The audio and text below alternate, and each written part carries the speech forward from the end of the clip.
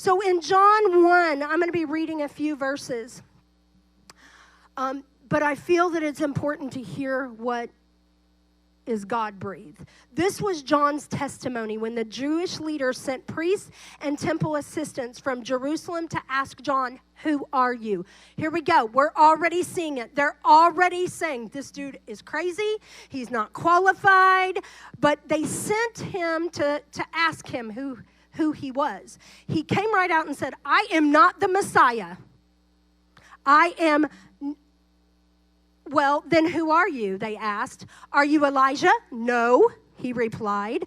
"Are you the prophet we are expecting?" "No." "Well, then who are you?" "We need an answer for those who sent us. What do you have to say about yourself?" How many of you can relate to somebody that said, "Hey, who do you think you are? You really think you are saved? Come on." That's happening. It happens. "Then who are you? We need an answer." John replied in the words of the prophet Isaiah, "I am a voice shouting in the wilderness, 'Clear the way for the Lord's coming.'" Then the Pharisees who had been sent asked him, "If you aren't the Messiah or Elijah or the prophet, what right do you have to baptize?"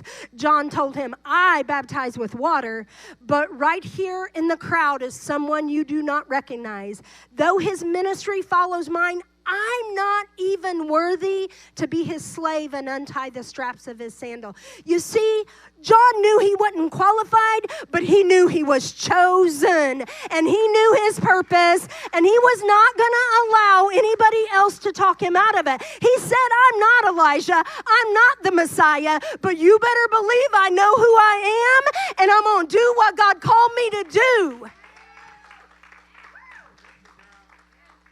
They were basically trying to get John to doubt himself and ultimately doubt God.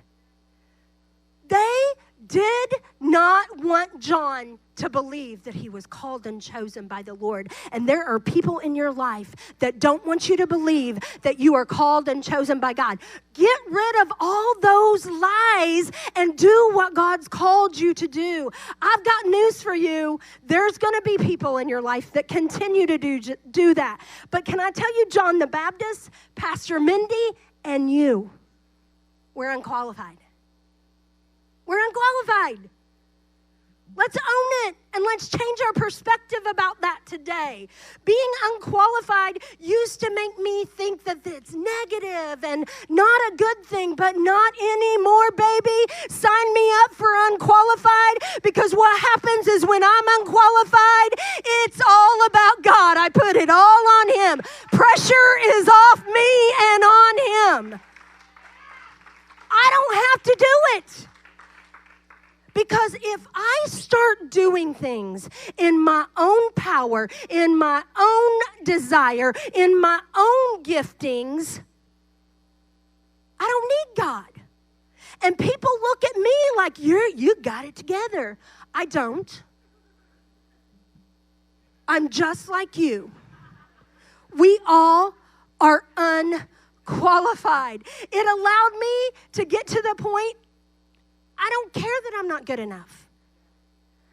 I don't care to have to perform. I don't have to do that. I just surrender and God speaks and we go from there. Like Sherry taught on Rahab, she was unqualified. I mean, the hooker is in the lineage of Jesus. Do you not think she was being judged? Yeah, she was.